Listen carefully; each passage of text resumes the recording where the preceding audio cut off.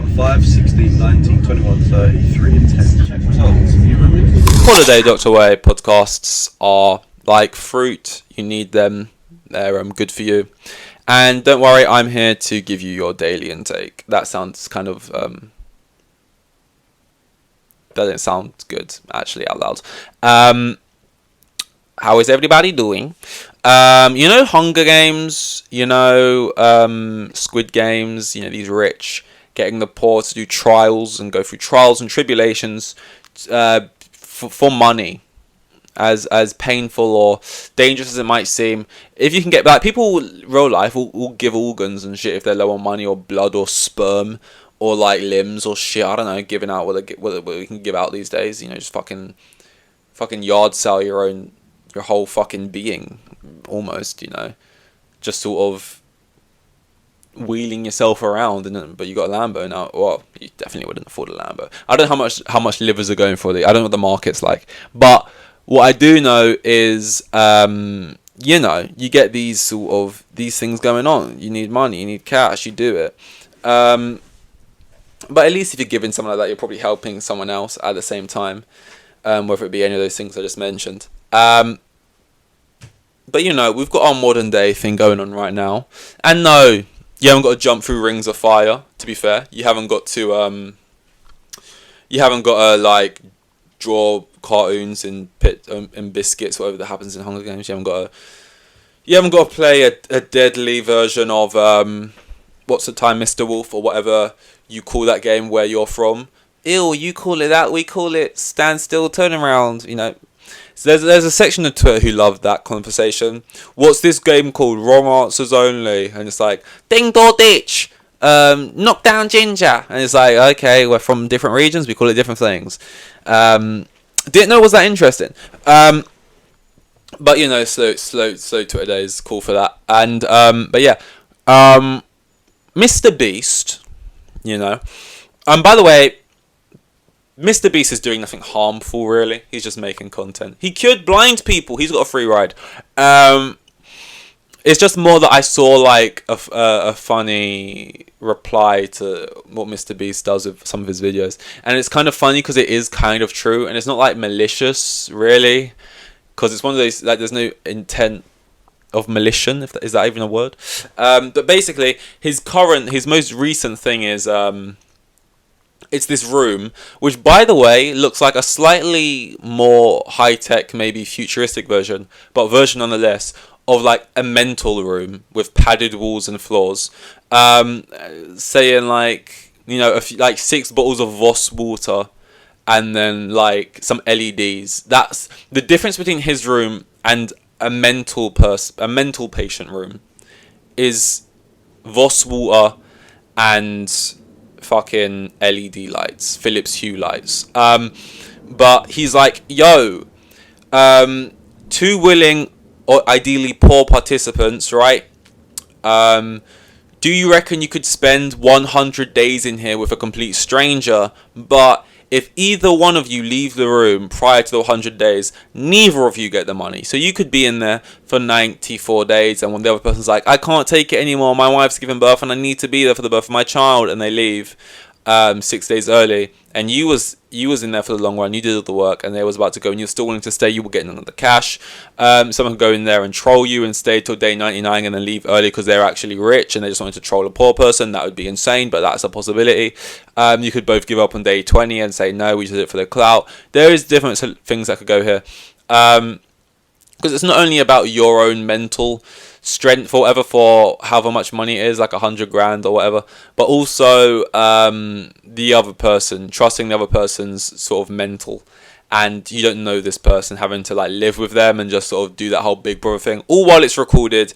And by the way, all while it's recorded for what would be an 8-minute video in Mr. Beast's catalogue of videos. And that, to me, more than anything, is what I'm just like, fuck that. Like, at least document my shit properly. Like, he's literally going to keep in, like, a couple farts you do throughout the day, and a couple lines here and there, and then it's going to start like this. Hey guys, I'm Mr. Beast, and today I'm locking some poor people in a cage. 400 days, can they stay there? Let's find out. And it's already happening and shit as he's saying it. And then before the intro's even done, the video's over. They're just so quick. 100 days worth could be like an actual cool like storyline, through line, documentary type thing. Not documentary, but like it could be cool.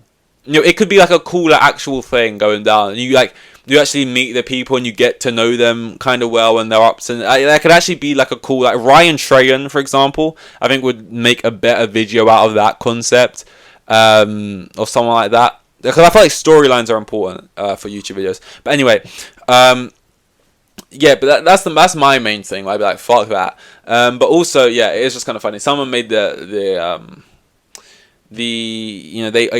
noticed that funny comparison there, where Mr. Beast is basically like setting up these different trials. How can I make these people suffer for cash?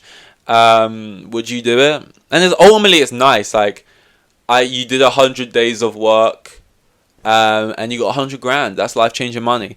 And it's not actually a cancelable thing. I'm not saying that. It's just funny. It's just mildly funny that Mr. Beast is this like Willy Wonka character going around like curing people's disabilities with his bare hands and like setting up these fucking Hunger Games game shows where people fucking walk across lava in the hopes of cash and stuff. And all for 8-minute YouTube videos.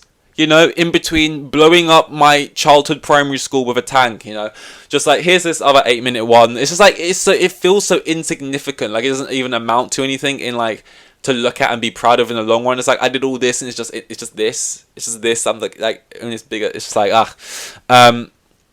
but you know, Mr. Beast. I actually saw a kid with a Mr. Beast shirt on the train the other day.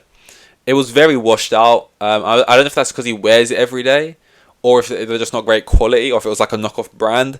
But like, it was peeling, man. But he had one on nonetheless. I think that's the first time I've ever seen a person wearing a Mr. Beast shirt. And I assume most kids know who Mr. Beast is. Don't worry, authorities. I don't speak to children, so I wouldn't know. But like, if I went to go work in a primary school or something, I assume most of the kids. Like, my sister worked in a primary school the other day, and she was like, it was all like, Mr. Beast. Can we watch Mr. Beast videos? So I think they all know who Mr. Beast is and shit. That's their whole lives for them right now. It's Mr. Beast. I was gonna say Among Us, but that's kind of boomer of me because I don't think people still play that. But it's all Mr. Beast and like Coco Melon. I guess I don't know how old that goes. But yeah, I got my shit written down. I'm getting professional with this ish. Very cringe. But yeah, I've been listening to Dean Hebsher's podcast, or the Clean Hamster podcast. I've been enjoying that. I like his sort of non-filtered. He has like a bitter energy. He's kind of bitter. He's non-filtered. He's kind of like. He's loud. He's just very, you know, he's unapologetically himself. It's just quite refreshing.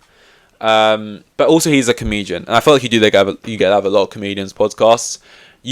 When you listen to podcasts that are funny, but they constantly have to like say everything that they're saying, like, obviously I don't mean that, and obviously like I'm completely accepting of these people, but like comedians can kind of say what they want because people know this is their thing, like this is their job. That it goes without saying that they have the right values and that these are jokes. And by the way, when I say that, I don't listen to people who actually say like extremely crazy shit. What I'm more saying is that you haven't even got to say extreme or crazy shit to be in trouble. But I'm not even into them kind of things anyway, though, kind of jokes like that. I don't know what's his name, Dave Chappelle said, but it's nothing. Whatever he said, is none of the podcasts I listen to is on levels of that kind of stuff. It's more just. I can't even think of an example. It's literally nothing bad though. I'm literally doing it now. That's a huge dog. Oh my god, its bollocks are right there. Great.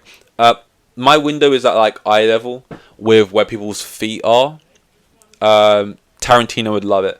Although they are wearing shoes. But yes, that dog's bollocks were unfortunately right there. But it's, yeah, whatever. Okay, here's something actually to round this episode out on. Now this again is a thing. it's like, I get it. It's relatively sweet. They did it in the movies. There's nothing problematic about it. It's just me wanting to like laugh at it. This is silly. It's like when people die, right? And this is a weird thing to me that no one talks about, that I just always notice. If someone dies and you don't know them, but you make like you tweet out for them like an RIP or something, you're like, I'm sad they died or whatever. And I think I spoke about this when Fez, that's not his real name, Angus Cloud, but he plays Fez in Euphoria, right, when he died. But I'm going to say it again now. When you tweet it, that's fine. But when you tweet out emojis when someone dies, emoticons, unless it's a love heart or maybe just a love heart, broken heart emoji or a love heart emoji, or anything else in that kind of vein, fine. Posting like cry face emojis, like, I don't know, there's just something kind of like weird about it. Like, weird about going to your emojis, going to like the sad emojis section and finding the ones that are like crying or whatever. And there's something weird about posting emojis when someone dies. Even more so extreme than that, posting like GIFs, which people do. Like, when Fez died, or sorry, Angus Cloud died, posting GIFs of his character in Euphoria crying when his fictional brother dies in that show. Posting those GIFs like, oh my god, my world, I literally can't, sad face emoji, that GIF. That is weird. That's not even what I'm talking about. But that's just like something I thought. It's like a little thing. It's not like people should stop doing this. I just think it's kind of strange and no one ever talks about it, right? But this isn't another thing. It's just something that happened, right? Michael Gambon, the actor, plays Dumbledore. Did you put your name on the goblet of fire? That guy. He died. He passed away. And here's the thing. I'm sure him himself would look at this and go, that's quite cute. That's quite cute. He seems to be a fun-loving guy. He loved his job. He probably loved being in Harry Potter. He'd probably go, oh, my Harry Potter fans, I love them. I love my Potterheads. But like, Harry Potter, the eighth film, right, when it ended, when it was done, I know they had a couple others after this, but they're all bad. That was like 2011. And I know liking something and it being your thing and you loving that thing a lot. But it came out in 2011.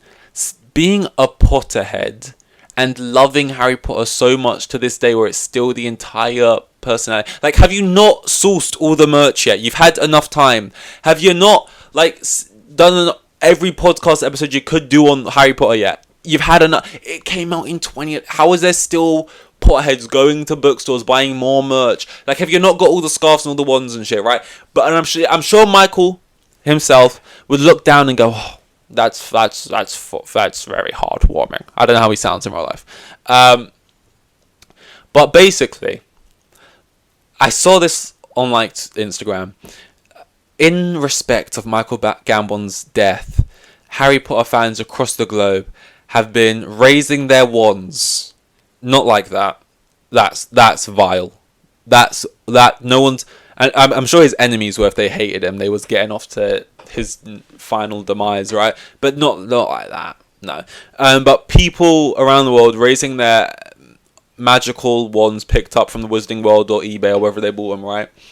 As like a thing to Dumbledore, Michael Gambon, and it's like, firstly, I don't know much about his career. I'm sure he played other characters. He's not like just Dumbledore. Maybe he's Dumbledore like to you, but like also when he was Dumbledore and he was alive, everyone said they preferred the other Dumbledore, and this guy was so over dramatic, whatever. Sure, but also like it just feels like such a like.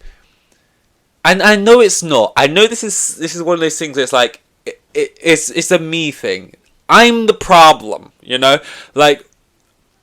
It just looks like such like a me thing, like look at me, I'm raising my wand for Dumbledore, like when he died in the movies and they raised their wands to lighters, and for you Dumbledore, like recording yourself, like photos of people's hands holding wands in their back garden in like fucking Yorkshire, just like like probably casting spells into the sky, like for you, Dumbledore. It just feels so like a time and a place. Like imagine like you invite.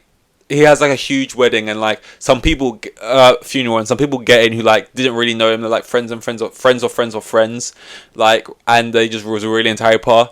And then someone like starts raising their wands at like the funeral and stuff, and just people close to him are looking around like I just feel like if I was like in the immediate family and I saw people raising their wands, it doesn't even have to be at the funeral in their back gardens.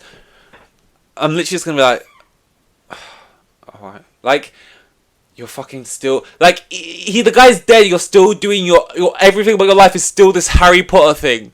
It's still got to circle back to your fucking Potter love. My wand I raised Dumbledore. It's just like I can't put my finger on why I find it so fucking weird or like.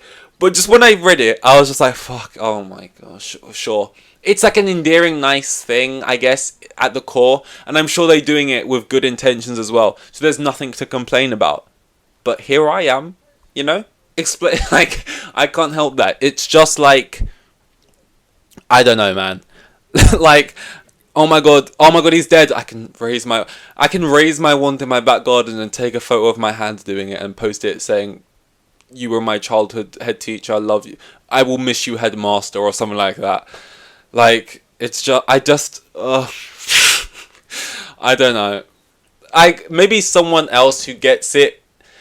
What's the phrase that what's everyone saying? Does Gen Z TikTok say?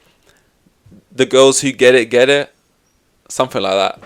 And maybe my thing though is I don't even get it. So maybe people who get it can explain to me why what I'm trying to put my finger on. But it's just funny to me. Like really, time and a play. Like they're still doing that. The Potterhead. Like come on guys, put it down. You don't know it. But yeah, this was what was it? 2:53, I think. My voice is drying out. I've done a lot of these in a row, and this is Pod a Day, Doctor Away, all that good stuff. I'll see you in the next one. Thank you very, very much. Yeah, goodbye. Here with the kids, and they have like 3 kids, and the geezer was probably on like maximum 20 bags a year. Like the most boring bloke you'll ever meet. He was like a hero.